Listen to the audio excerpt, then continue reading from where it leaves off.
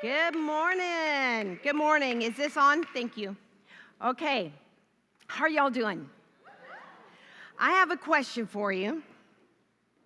Have you ever asked for something and got a no response, but you still went to try and find a way to get it anyway?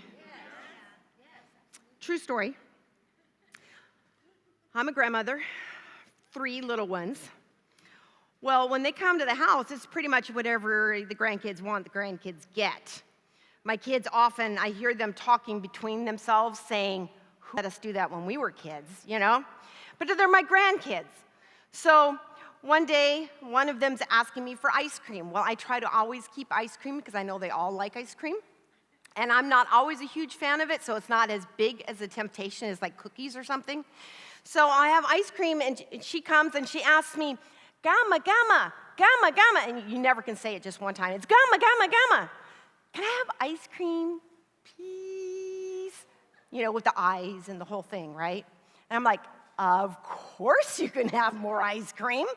So I'm giving him, and she's only, at that time, 3 years old. So I'm trying to be, aware of that, and only gave her 5 scoops. No, I'm just kidding. I only gave her like a little bit of ice cream, and so she's in the kitchen eating it.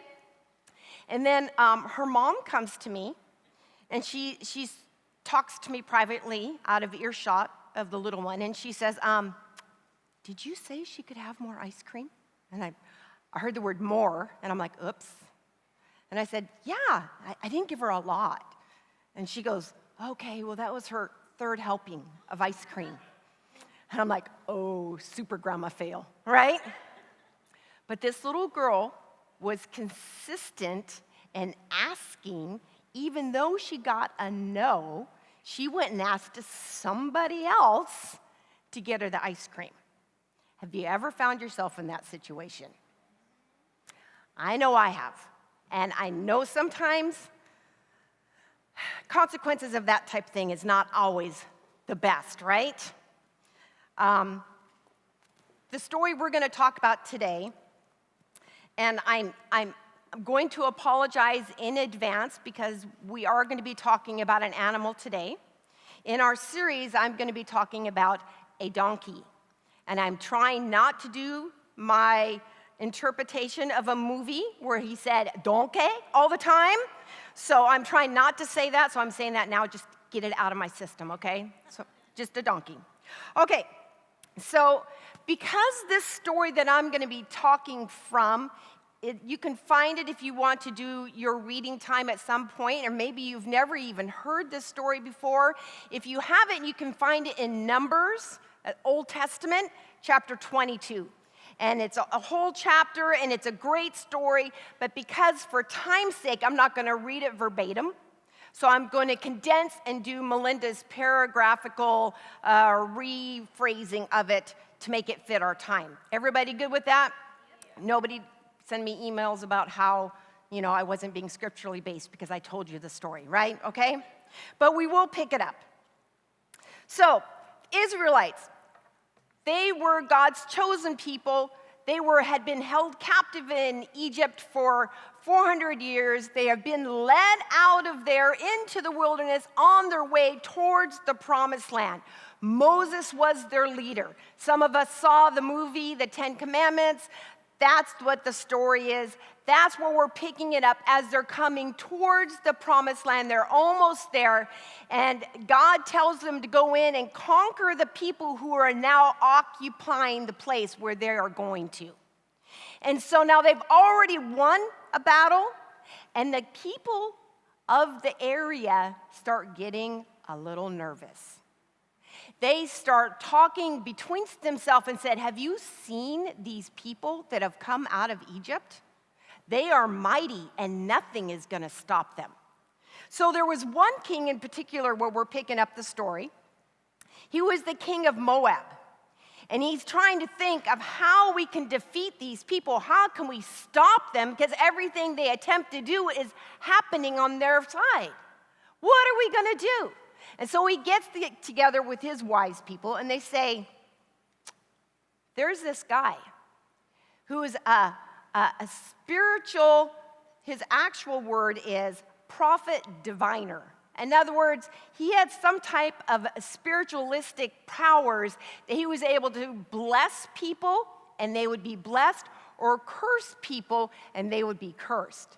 And he said, if we could get this guy on our side and curse all those people, those Israelites, those people, if we can curse them, then perhaps we could take them in battle and we could win and protect our land and keep it for ourselves. Okay?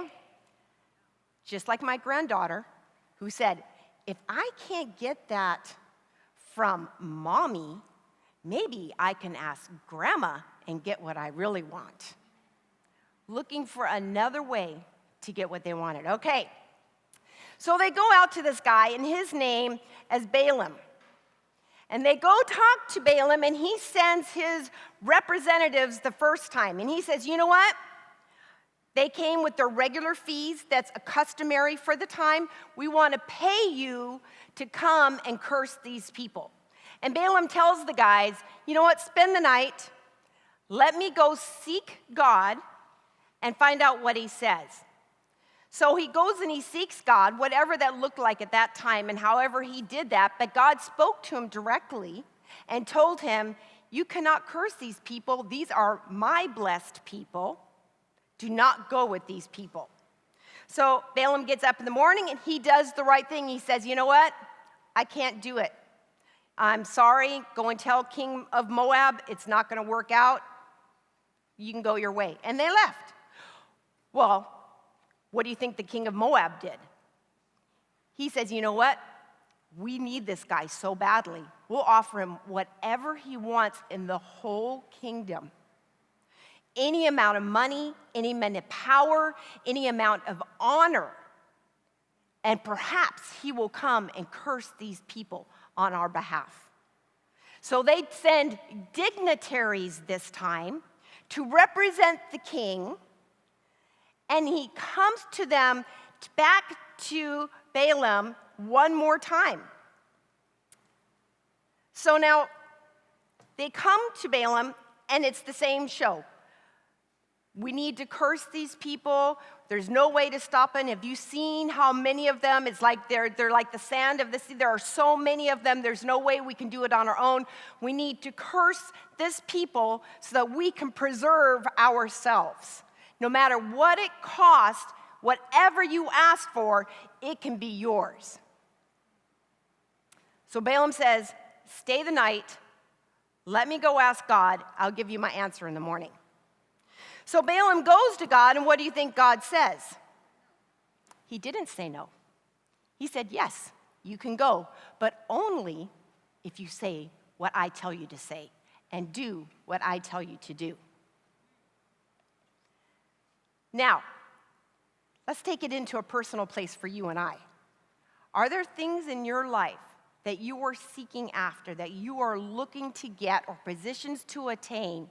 And maybe the first time you brought this before God, you felt within your spirit like, no, I shouldn't be this. I shouldn't be doing this. I shouldn't be, going out on a limb for a Lamborghini right now when I can't pay for my rent. There's things that we sense and we're like, no, it's a no right now. But then sometimes we go back and we start looking for other ways to ask God. We start offering other things. Now the temptation can come to you in various ways. And now I got to tell you, sometimes we are just enticed by our own senses and what we really want.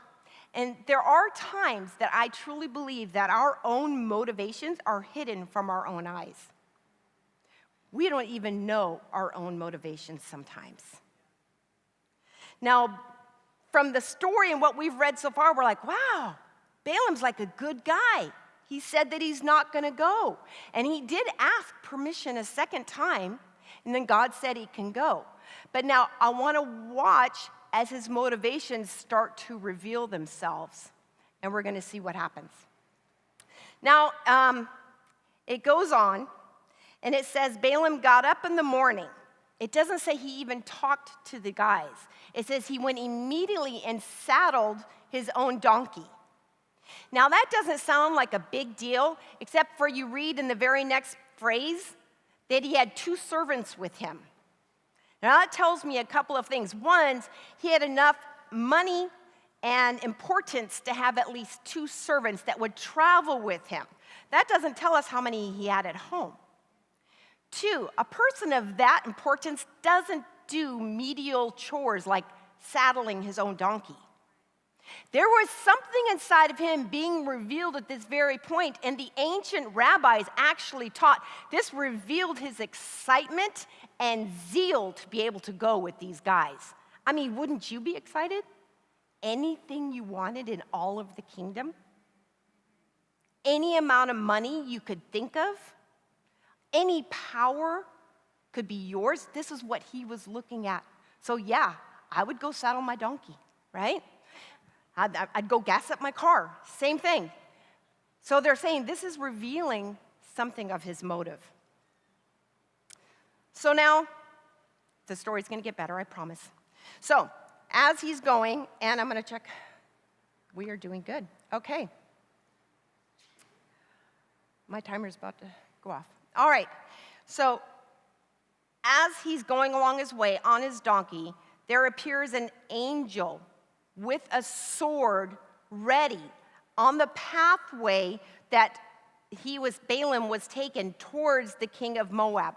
So now journeying with his 2 servants and these other guys, I assume, and they're on the journey, and all of a sudden, his donkey goes off the road. Now, what Balaam didn't know at the moment is that there was an angel ready to kill him, but the donkey saw it and actually saved his life. What was Balaam's response? He beats the donkey till he gets back on the road. He doesn't know what's going on. He's just angry that his donkey's not listening. So he goes a little bit further, and there's a second time. And there was a wall on one side, and again, the angel had placed himself in right there with the sword drawn. Now, when you think of an angel, don't think of a little cherub, with a little bow and arrow and a little chubby baby. No, angels are huge. Angels are big. It's talked about in the Bible. So he's there with the sword drawn. The donkey sees the angel, and he's trying to get around one more time, so much so that it crushes Balaam's foot up against the wall. Again, beats the donkey a second time. Come on, what's wrong with you, stupid donkey? Let's keep going. A third time, an angel stands, sword drawn, and the donkey, this time there was nowhere to go. Not off the road, not against a wall, so the donkey actually laid flat on the ground to save his master on top of him. Again, Balaam doesn't know what's going on, beats him a third time, and it says, then, and we're going to pick up the story right here, and it goes, an angel, okay, there's a third, oh, here we go. Verse 28 and through 31, it says, then the Lord opened the donkey's mouth. Okay, real life, this is not a cartoon. And it says to Balaam, what have I done to you to make you beat me these 3 times? Good question, right? Balaam answered. Now, first of all, he didn't freak out. He actually talked back to the donkey. Don't know, don't have explanation for that, except sometimes when you are so greedy, you actually become blinded to everyday things in front of you, right? Balaam answered the donkey, you have made a fool of me. If only I had a sword in my hand, I would kill you right now. Anger, right? Verse 30, the donkey says to Balaam, am I not your own donkey, which you have always ridden to this day? Have I been in the habit of doing this to you? He's still talking to the donkey, and he goes, no. Then, verse 31, the Lord opened Balaam's eyes, and he saw the angel of the Lord standing in the road with his sword drawn. So he, talk about Balaam, bowed low and fell face down. The donkey saved his master's life. A donkey talked to speak of what was going on. Spoiler alert, I'm going to tell you, and just in case some of you want to read it, which I really do encourage you to, He ends up going and speaking with the king of Moab. And 3 times the king said, whatever you want, come and curse these people. Let me show them to you. So he took them out to see them in the camp 3 times. Every time Balaam went to curse them, he came back and he prophesied blessing over God's people. 3 times. And every time it was a bigger blessing. I'm pretty sure the king was like, okay, stop. Just stop talking. Okay, just stop it. But what God has blessed, no man can curse. What God has called us into, no man can stand in the way. But sometimes our own stubbornness blinds us to our own motives. Now, there's some revealing of Balaam's motives of what was going on here, but he was saying the right words, but his heart was not surrendered to God. And this is my challenge to us as people, to myself. This is something I've been asking myself all week long. Reveal the motives of my heart, God. Where are there places that I bless you with my mouth, but my intention, my heart, really isn't in the place where my mouth is? How many times, God, if you set up circumstances and I just get angry at them, rather than recognizing this might be a sign or a way to let me know I am stepping out of where I should be going. Just because God gives us permission doesn't always mean it's for our best. There's a place that David wrote one of the Psalms, and I love all of David's Psalms because he shares his heart. He shares the good, the bad, and the ugly, but he always comes back to, but God, I know who you are in my life. I know what you've done in my past, and I trust you with my future. This is one of those places in Psalms 139. He told God, search me, God, and know my heart. Test me and know my anxious thoughts. See if there's any offensive way in me, and lead me in the way everlasting. There's one place in the Bible that says that the heart is deceitfully wicked and no man really knows it, but the truth is God does. So we invite him into these places to ask God, reveal to me my heart. Am I really being as honorable as I think I am being, or am I just fulfilling my own desires? Am I even in ministry? Am I ministering from the place of a heart really for others, or is it just for, somebody to look at me and recognize who I am? In relationships, am I being loving towards this person just to manipulate them on another side? Am I giving just so I can have a get that they owe me? These are all hidden motives sometimes, but in the place of surrender, and I love what the worship team brought to us this morning, your way is better. So a couple things, and these are super short. What do we learn from the donkey? A couple of things. One, thank you, Lord.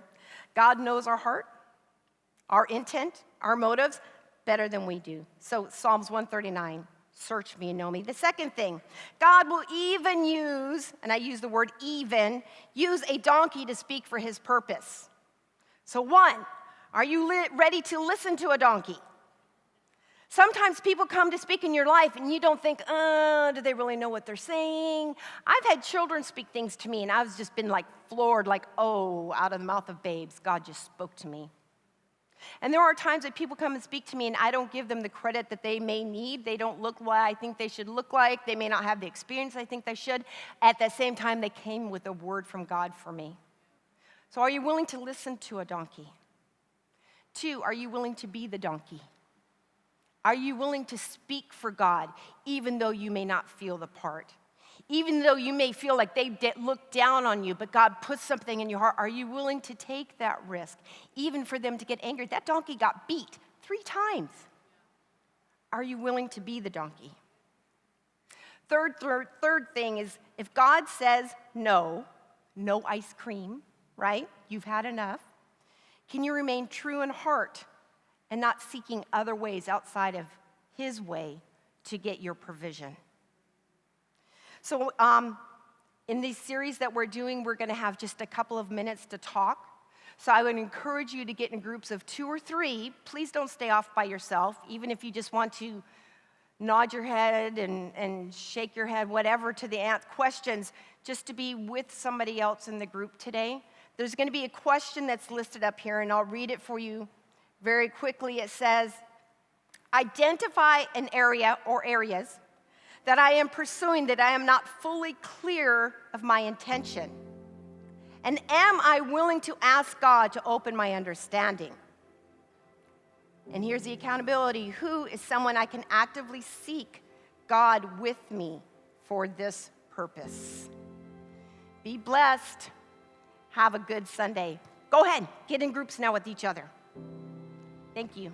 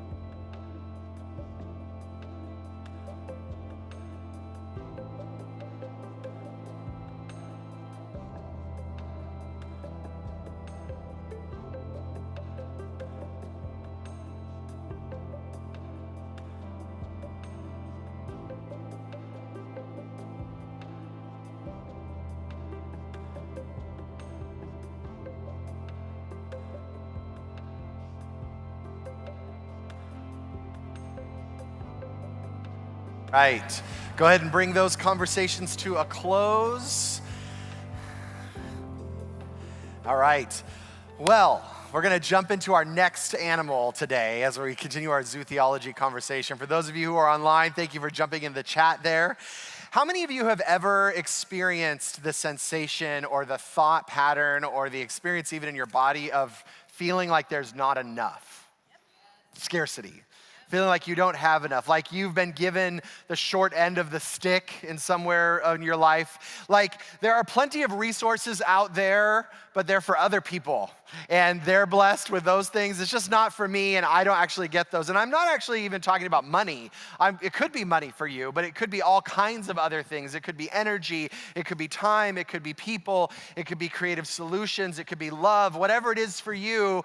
I want you just to think of a time or an area where you feel scarce, like there's just not enough. And it's easy to look out at life and feel scarce, to feel like there's not enough. And once we find ourselves there, it fuels all sorts of fear and insecurities about what's coming and the future and where we're headed and what's available to us. And scarcity always leads us, if we're going to stay in it long enough, to a place of victimhood. See, it starts out with, I don't have enough right now. And then it leads into, I will never have enough. I can't have enough. And then it leads into, well, God's just not who he says he is, and I am left here without. And it leaves us powerless to do absolutely anything about it. And this is an incredibly despairing place to live. Feeling like there's not enough available for you, and there will never be enough available for you. And so you might as well live in this space of powerlessness in life. So I want to take a look at this moment in the scriptures involving fish that speaks to this reality and that actually transformed the future of at least one man forever. In Luke chapter 5, starting in verse 1, it says this: "One day as Jesus was standing by the lake of Gennesaret, the people were crowding around him and listening to the word of God. He saw at the water's edge 2 boats left there by fishermen who were washing their nets. He got into one of the boats, the one belonging to Simon, and he asked him to put down a little from shore. Then he sat down and taught the people from the boat. When he had finished speaking, he said to Simon, 'Put out into deep water, let down the nets for a catch.' And Simon answered, 'Master, we've worked hard all night and have not caught anything. But because you say so, I will let down my nets.'" Now, here's the interesting thing. Peter was an expert at fishing. He had been fishing these waters for years, probably his whole life. He probably knew those waters better than anyone else, or at least any other fisherman in this space. And he understood that when it came to fishing, you had good days and you had bad days. And there probably wasn't a lot that you could do to make good days, and bad days. You were just at the mercy of the fish. And that was what determined whether or not you had a good day or a bad day. Have you ever been there in life where you feel like you're at the mercy of circumstances?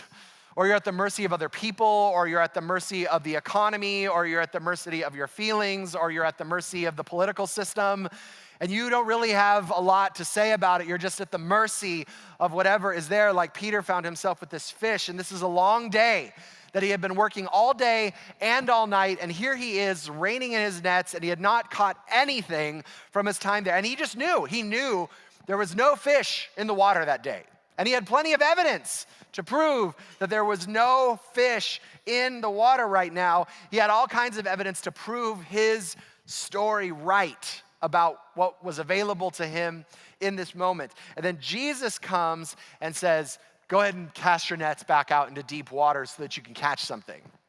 Now, it's interesting how Peter responds, because the first response that Peter gives him is from a place of scarcity.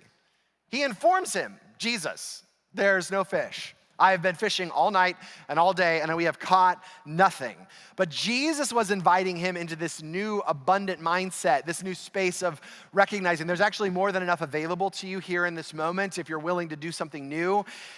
Here's the thing. How you respond to Jesus' call on your life to go again, even in the face of all the stories about there not being enough and I can't have and other people have but I don't have and I'm at the mercy of everything else, even in the face of scarce circumstances, how you respond to Jesus' call to keep going, to go again, to step into abundant will determine almost everything in what you have for your future. See, because it would have been very easy in this moment for Peter to come back with just excuses. And he had all kinds of evidence about the excuses because Peter was the expert. I mean, look, he could have easily said, Jesus, thank you for the tip, but there's actually no fish. Or they aren't biting today, or I tried everything, or nothing's working, or this just isn't my day, or the weather's bad, or let's try tomorrow. Because he was the expert. And he knew exactly what was available to him and not available to him right here in this moment. In the same way that you are the expert at your life, and the expert at your circumstances, and the expert at all the situations that you find yourself in. And I wonder how often we respond to Jesus the same way. No, Jesus, I'm the expert. I actually know what's going on over here. See, when Jesus invites you into something new, something abundant, how often do we actually respond with our expertise on the situation, on the circumstance, on the relationship, on what's available and not available? No, Jesus, you don't understand. If you only understood the circumstances, Jesus, you would understand that that's actually not available to me. Jesus, if you understood the dynamics of this relationship, it won't work. I've tried it 1,000 times. It's a doomed to fail, so I'm not even gonna go there. You know what, Jesus, actually that's a great idea, but no one's up for helping me. So I can tell you that it's impossible because no one is on my side, no one is in my court, so I can't have that. It's just too hard. I don't have what it takes. My bank account says this, and I can tell you all the evidence to prove why what you're calling me into isn't going to work. See, sometimes our expertise on ourselves, on others, and our circumstances is the very thing that blinds us to the new thing that God is calling us into. See, I already know is the enemy of the new that God is calling us into. And how many times do we not necessarily say out loud, but say to ourselves, I already know. I already know the outcome.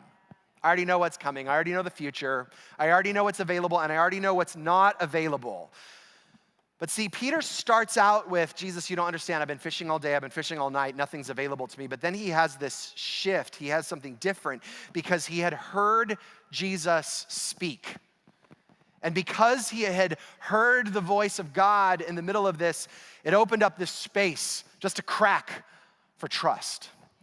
To trust that when Jesus says, hey, cast your nets out onto the deep waters, that something new was available. And rather than giving Jesus all the excuses, he did give him just 2, but rather than going on and on around how this is going to work, he chooses to go anyway, to go against all of the evidence he had that told him of why this wasn't gonna work and why he was the expert. Now he knew better. He chose to go anyway, and he found himself in a new situations. See, and sometimes when Jesus calls you to go again, it sounds insane. It actually sounds crazy to you because, again, you're the expert, right? It'll sound crazy. It goes against all of our expertise. It goes against all of the history. It goes against all of our knowledge. And here's the other thing. When Jesus calls you to go again, to step into the abundant new thing that he's calling you to, it's often incredibly inconvenient.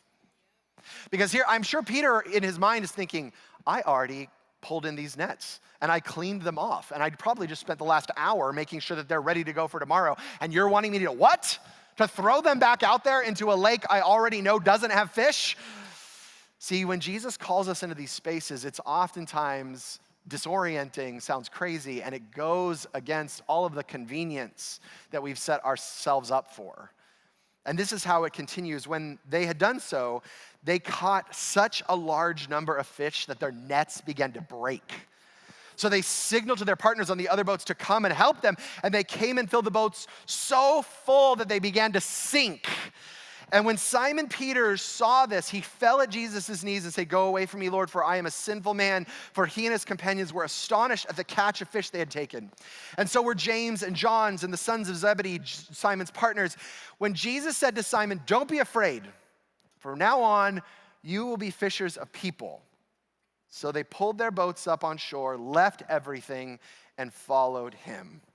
See, I love that Peter decides to lay down all of his excuses, to let go of all of his expertise, all of his past history, and he goes and he casts out his nets, and he gets so much fish that his boat can't even handle it.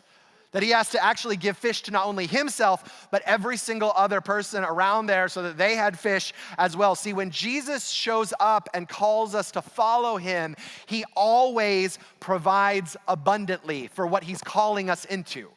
That's all he can ever do, is provide abundantly. But what abundance looks like to God doesn't always look like the way that it should look to us. See, because I have my idea about what abundance looks like. And it usually involves a certain number in my bank account. It usually involves a certain space where all of my relationships are clean. It looks like everyone doing what they're supposed to be doing and everyone getting along and everything having the way that it should be in life. But abundance doesn't really always look the way that it should from our perspective. See, because I imagine Peter's looking out at this situation with all this fish and going, this dude's gonna make me filthy rich. Like, this dude is about to make me some money right now, here in this moment. And we like that God, don't we? We like the God that shows up with the abundant that we like, that we expect, that we hope for, that we think is the right thing for us. But then Jesus says, hey, look, you now have all the fish that you could ever imagine. Leave everything and follow me. I imagine Peter's like, excuse me? Like, no. We actually have a good thing going on. Like, maybe we could set up a fish stand and we could cut the profits or something. I don't know. But I imagine that was not what he was expecting Jesus to say next in this moment. I've just provided abundantly for you. Now leave all of it and follow me. Probably not Peter's idea of abundance in this moment. See, God often does the miraculous in our lives in providing the abundance that we need right in front of us to give us the faith needed to step into the real abundance that he's actually calling us into, to the actual elevation of life that he's calling us into. See, because Jesus was not actually interested in just elevating Peter's fishing game. He was interested in elevating Peter's life in this moment. He was interested in elevating his entire impact, his heart, his mindset, his spirit. And Jesus was here in this moment saying, oh, you thought your life was just about providing food for people. You thought your life was just about making money. That's cute.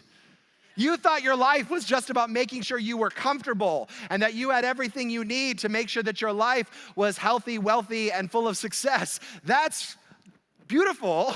And what I'm actually interested in is making you a fisher of men. I want to elevate your position, elevate your mindset, elevate your vision, elevate what you see possible here in this moment. See, God isn't too worried about the areas of life that we feel scarcity in. I know we think he is. I know we think that God's equally as worried about our bank account as we are. I know we think that God is equally worried about those relationships that aren't where they need to be as we are. I know we think that God is equally as worried about our mental health or our physical health or that circumstance that is falling apart as we are. God's not actually worried. He's not concerned at all about those things. In fact, he has everything we need in those moments. In fact, I wonder if Jesus in those moments where we come to him with our anxiety and our worry and our concern and our scarcity, if he just kind of goes, okay, it's cute. Here, have some fish, right? You need some fish? Have some fish. I get it. It feels scary right now, so I will take care of your immediate needs. But what I would like to do is get to the real plans that I have for you that are way beyond a boat full of fish, that are way beyond what you currently need here in the moments. I actually have plans for hope and a future for you that go beyond what you could ever ask or imagine. See, sometimes we actually have to give up the security of the fish to receive the larger invitation that God is calling us into in the moment. And that's what Peter had to do. See, he had this choice in the moment of, I have all this fish that is like more than I could ever imagine. And now Jesus is asking me to give this up for this other new life that's available. And he had this choice in the moment. Do I choose between comfort or do I choose between this dynamic vision that God has for me? And this is the beauty that God calls us into. See, I wonder if the throw your nets into deeper waters was a test to see if Peter was willing to give up the scarcity that he had been living in up till then and step into the abundance that he was calling him into, an abundance that Peter could have never imagined in his wildest dreams, what God was preparing for him in the future, that a fisherman unknown from Galilee, a small city, would be known for centuries, that we would be talking about him in the Fox Theater in Pomona 2,000 years later because he was willing to give up the fish, to step into a space where he says, I will become a fisher of men. That this was the man that the entire movement of Jesus would be built on today, because he decided to give up a boat full of fish for a larger vision, a larger life, a larger calling that he was asking him to step into.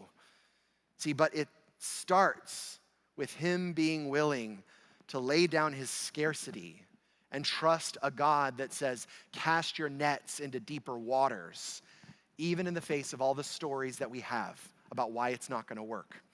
All of the evidence that tells us, I know why this can't happen. In all of the emotions and the feelings that tell us, I've been there, I'm the expert, I know this. That we're willing to lay that down to have something brand new take place in our lives and in the lives of the people around us. So here's what I would love for you to find someone and talk about right now. And it maybe dovetails with what Melinda just said earlier. What is an area of your life that feels scarce right now? Like there's not enough. And again, I'm not even just talking about physical resources. It could be energy. It could be I don't have enough people. It could be I don't have enough relationships. Whatever it may be for you, an area that feels like, man, I don't have enough, like Peter in this moment. And what do you believe is the abundance that God is calling you into? Like, what is the thing that God's saying, hey, this is what I'm calling you to do, to engage, to look at it from a new perspective that God might be calling you into today? All right, so find one or two people around you, have that conversation, and then we'll come back together.